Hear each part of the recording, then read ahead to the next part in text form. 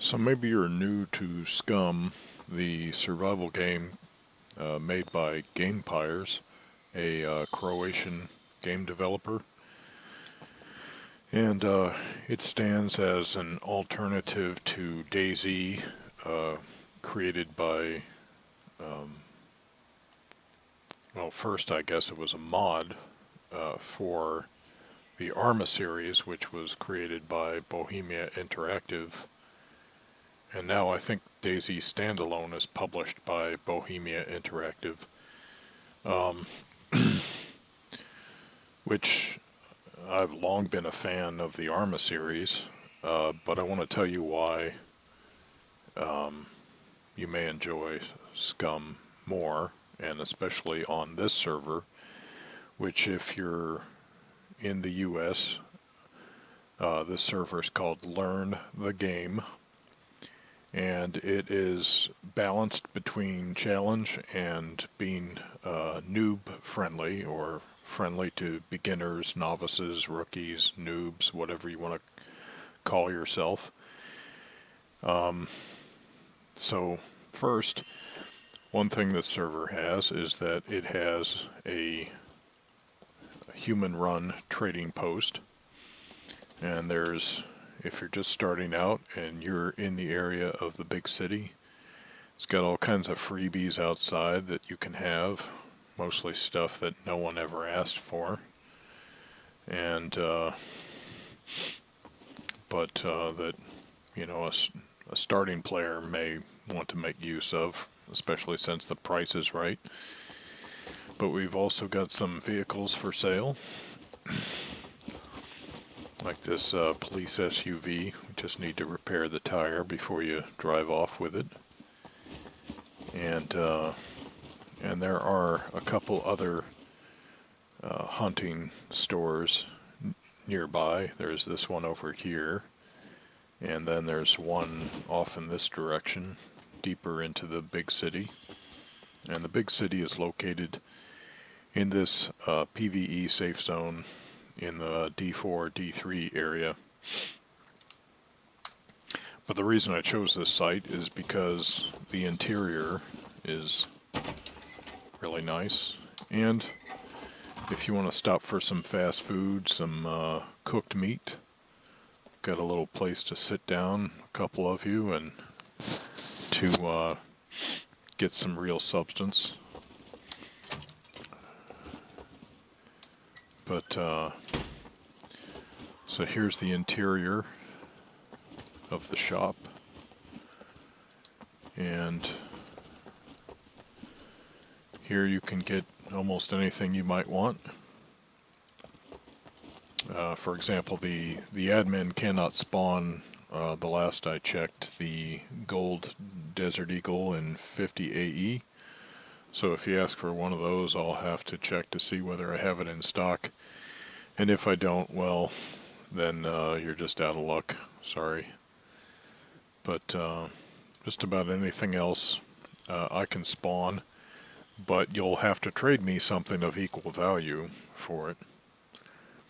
And I always try to give you a fair trade. I'm not here to make a profit because I'm an admin. I can spawn anything, but I don't want to just, you know, give you everything on a silver platter either, because then that will make the game boring for you. So here we have a human run trading post. Our server has another admin, so we've got two admins. We've got 20 player slots. So there's, and there are slots available right now. There are these PvE zones all around the map, so if you spawn in as a fresh spawn, then you could always head to one of these PvE zones if you want to be safe from other players, and then you could collect yourself there. The gun range is a PvE zone, so you could test out your guns there. There's another gun range down here that I could turn into a PvE zone also. It's not a long range gun range like this one south of the airport is. The boot camp is a PvE zone. I think this was called the refinery, maybe? Train station, something like that. Well, maybe not train station, but it's got train cars in it. The railway yard is a PvE zone. And these are all zones where you can't build bases within the zone. This one, it's not a very used area, so made a large PvE zone out of that. This coastal area, this one, at the mouth of this river. And we got some little towns, some hunting camps too, like this one here. I don't know if you can see my mouse or not. My mouse cursor, maybe not. This hunting camp here is also a PvE zone, so you can go there and have shelter and collect what gear you can find there. The mouth of this river is a fishing camp, and that we made the dam a PvE zone, so you can exchange prisoners or whatnot. And I think this is a museum here. It's like a really large mansion, chateau type building.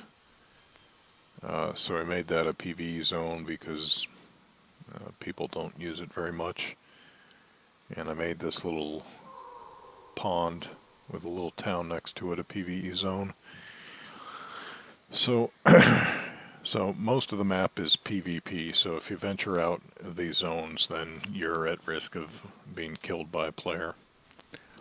But the culture on the server is, friendly to new players. So you may find that players won't necessarily shoot you on sight. But I'm not against it if you want to shoot other players on sight. You just might create some enemies by doing so. So what else can I tell you about the server? Let's put that away. And put this here. Nope, sorry, I meant to put that there. That there. This can go there. And take this and this.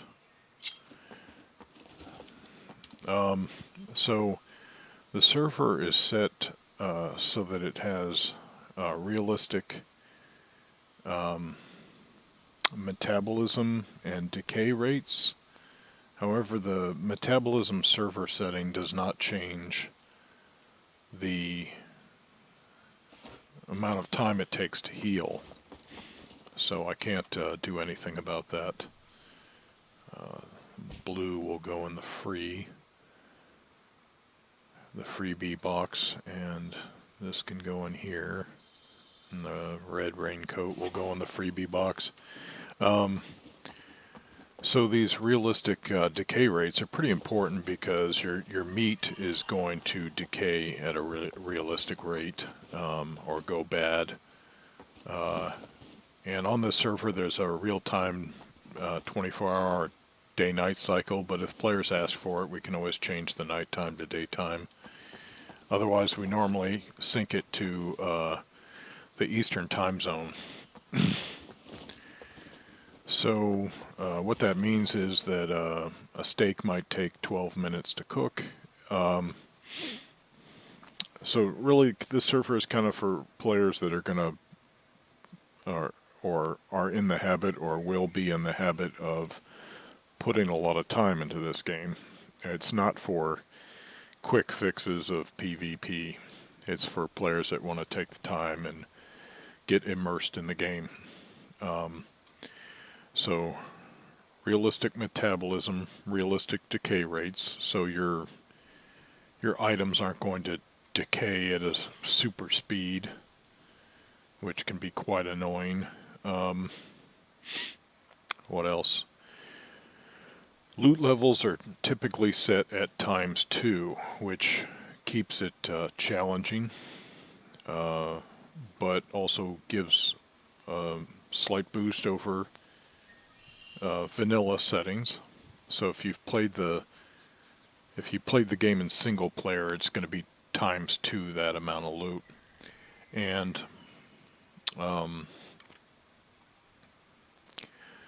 however, this is offset by the fact that I go around the map hiding Easter eggs in hard to reach and hard to find places. So I encourage players to actually explore the map. Also, if a new player spawns out in the boonies somewhere where there's isn't really much of anything that's been put there yet by the developers, then you have an increased risk of stumbling across some gear that you can use. So rather than giving out a starter pack, which immediately makes the game a whole lot easier for players, and I sympathize with that because I've seen how many players try this game and then quickly abandon it because they get turned off by its difficulty, which at the lower end the game is more difficult. But once you learn to survive that lower end, which it doesn't take much really, all it takes is that you search for stones, you take 2 stones, you craft a stone knife from those 2 stones. With the stone knife you cut a bush, and then with the long branches you craft spears. You can carry 2 spears on your back and 1 in your hand. And with those spears you can get into a town where you can find better loot, than maybe what you can craft from the natural resources in the woods. Also, when you get into a town, you'll learn that puppets can't get through closed doors, and they can't get through windows. They can jump, and they can jump down, but they can't jump through a window, unless maybe it's some really large window that I can't think of at the moment.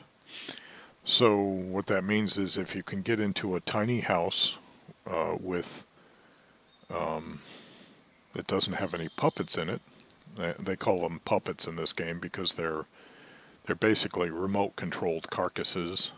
They're not zombies. They haven't been infected by anything that I know of. So if you can get into a small building with no puppets in it, then it's like wearing some body armor, and then you can always poke the puppets through a window until they die. And then once you start getting pretty good loot, it becomes a lot easier to survive in this game, especially if you continue to be as careful as you are at the low end, which at the low end you should try to be stealthy. You certainly want to avoid large numbers of puppets because they can swarm you. Zombie damage we set anywhere from 0.3 to 0.6 of normal zombie damage, so it can be a little forgiving on this server, but if you get swarmed by a lot of puppets, they can kill you just like if zombie damage was set to 1.0 full. So you want to be careful. Let's see, what else can I tell you about it? There's a lot of decoration on the server meant to make the world more immersive and to maybe play with your head a little and get you thinking. maybe provide some advice, maybe to antagonize you, maybe to inspire you, maybe to make you fearful. It depends on who put the decorations on in the world. So, it's meant to add to your immersion and your experience, and to provide for those who stream a more cinematic experience. Certainly conversation starters and food for thought, and something to talk about with your audience. So there are players that will help you out. If you just go to global chat, you can type T to go to text chat, and then hit the tab key to switch channels until you're in the global channel. And then once in the global channel, you can just ask questions. And if there are players on the server or an admin, will answer those questions for you. And you can always link up with other players who maybe want a helping hand.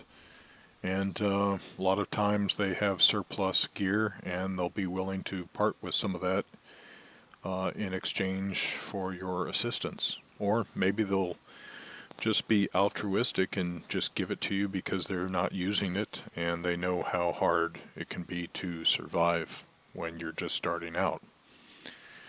So if you're in the US region, I hope you'll try out this server. We put a lot of hours into it to make it better. This server doesn't have a Discord bot, so there's no economy system. However, the trading post will take the cash that you find on puppets or in car wrecks. That's typically where I find the most cash. We will take that. We still hold value in the cash currency that's in the game. And soon in version 0.7, we expect that there will be a server wipe. So then we'll have to, like all these PvE zones, some of them at least will be brand new in different locations, maybe different shapes, maybe different in number, and we expect there might be a character wipe along with it.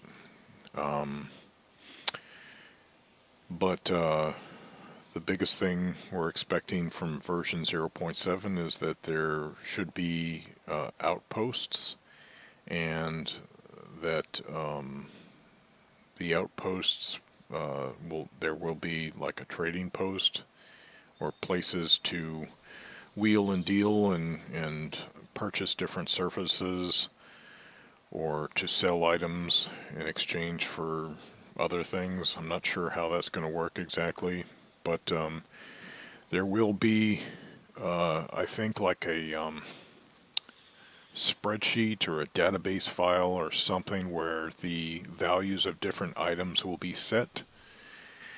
And so you will be able to trade at these outposts even when an admin isn't on this server.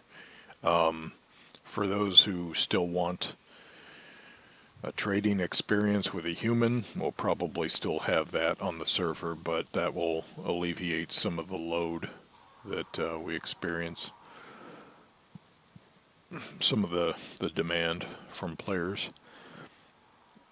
Because, some players just don't want to interact with an admin, and that's fine, I guess. It makes it harder for me to help you out, but, if they just want to go to an AI outpost and deal with the AI NPCs, that's perfectly fine with me. I'm looking forward to it myself. So that will add some survivability to players in the game, because if they have a bunch of junk they don't want, they can always go to the outpost and trade it for something they do want. And then with set values, the trading might actually be more standardized and more fair. Although I do strive to be as fair as possible in the admin run trading post. But let's see what else. Sometimes we have events like with puppet hordes. And I posted a video recently where one squad did a team building exercise versus puppet hordes and versus animals. And their characters looked pretty exhausted by the end of it, and I think it only lasted for about half an hour, maybe just 20 minutes, in fact. Anyway, I've gone on for a while. So if you're just starting out, you're in the U.S. region, you're playing SCUM, and you'd like to pick a multiplayer server that is a little different than others, then I hope you'll try out Learn the Game, and we look forward to seeing you.